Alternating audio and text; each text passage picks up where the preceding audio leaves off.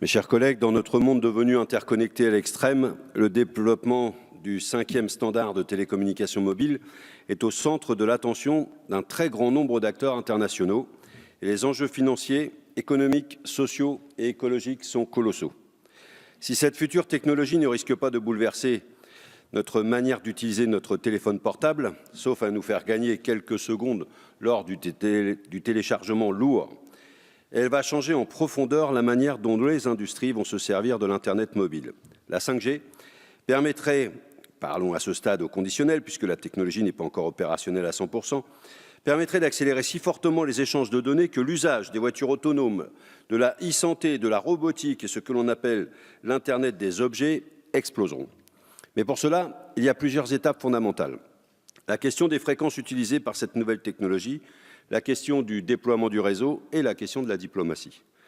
La clé de cette nouvelle technologie se situe dans l'utilisation des fréquences les plus élevées du spectre des ondes radio qui permet de transporter beaucoup plus de données que dans la 4G.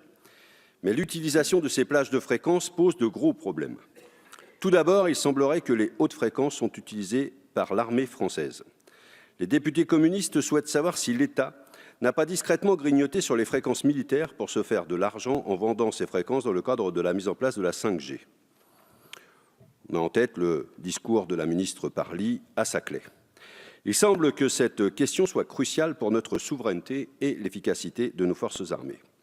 Deuxième inquiétude en rapport à la hauteur de la fréquence, c'est évidemment le brouillard électromagnétique.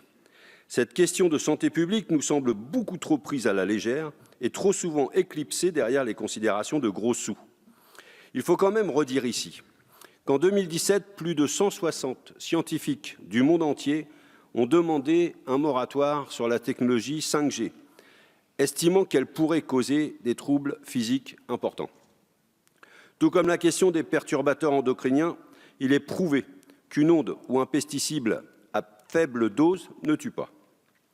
Mais c'est bien la question de la dangerosité de l'effet cocktail et du temps d'exposition que les scientifiques sont incapables aujourd'hui de déterminer précisément. Le principe de précaution serait utile à soulever et le fait de se précipiter pour rester dans la course mondiale à la connexion pose une question qui, semble-t-il, n'a pas fait l'objet d'un débat de société aussi approfondi qu'il le mérite.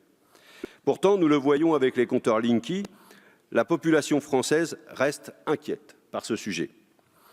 Et ce risque est d'autant plus important qu'avec la faible portée des fréquences 5G, le nombre d'antennes devra être très important et très densément réparti sur le territoire.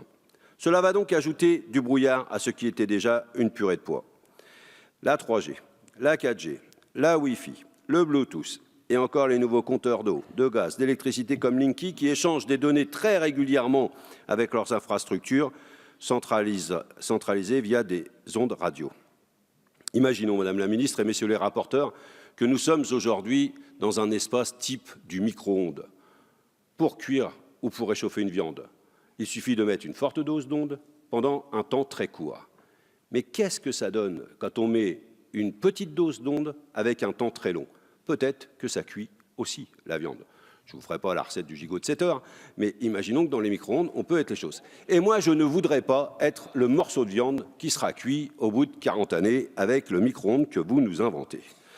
Mais l'autre problème, c'est celui de la densité d'un tel réseau, c'est l'augmentation de sa vulnérabilité. Car non seulement ce réseau sera dense en termes physiques, avec un très grand nombre d'antennes, mais il le sera aussi en termes virtuels. L'architecture des réseaux 5G sera fragile, car extrêmement décentralisée, et permettra la mise en place d'une virtualisation accrue des cœurs de réseau en lien avec les entreprises qui hébergeront ces données sensibles. La puissance de ces entreprises va s'accroître et renforcer l'aspect géopolitique de cette bataille.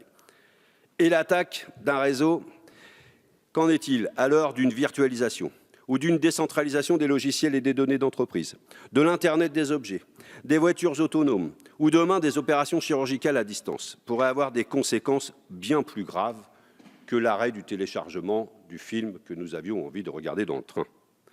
Et évidemment, le problème majeur qui se pose à court terme, c'est bien sûr celui des entreprises qui construiront ce réseau. C'est là que nous rentrons dans le cœur de la présente loi. Le marché actuel de la 5G se partage seulement avec 5 acteurs majeurs. Ericsson, Nokia, Alcatel, Huawei et Qualcomm. L'apport actuel, qui est savamment alimenté par les États-Unis, porte évidemment sur l'entreprise Huawei. qui doit, par obligation légale, ça a été dit par mes prédécesseurs, collaborer avec les services de renseignement chinois, comme toute entreprise ayant son siège social sur le territoire. Avec l'installation de la 5G par cette entreprise, c'est potentiellement toute l'Europe qui pourrait être écoutée par la Chine. Mais ne soyons pas dupes. Cette psychose américaine sert aussi de diversion. N'oublions pas que les entreprises américaines ont déjà collaboré avec l'Agence de sécurité nationale américaine, la NSA, lorsque nous avons appris en 2015 que les téléphones portables d'Angela Merkel, de François Hollande et de plusieurs de leurs ministres étaient mis sur écoute par les États-Unis. Et je tiens à rappeler que les deux entreprises qui fournissent le cœur de réseau 4G, Cisco et IBM, sont américaines. Le spectacle offert par les acteurs de ce nouveau monde ressemble tristement à un vieux film de la guerre froide. Les Chinois ou les Russes nous espionnent pour le plus grand malheur, tandis que les Américains nous espionnent pour notre plus grand bonheur. Et cela pourrait nous faire rire, si l'Europe tout entière n'était pas le dindon de la farce.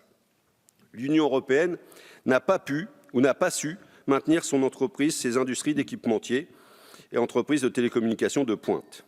Et nous nous retrouvons aujourd'hui entre le marteau chinois et l'enclume américaine, ou l'inverse. Car c'est là où le bât blesse.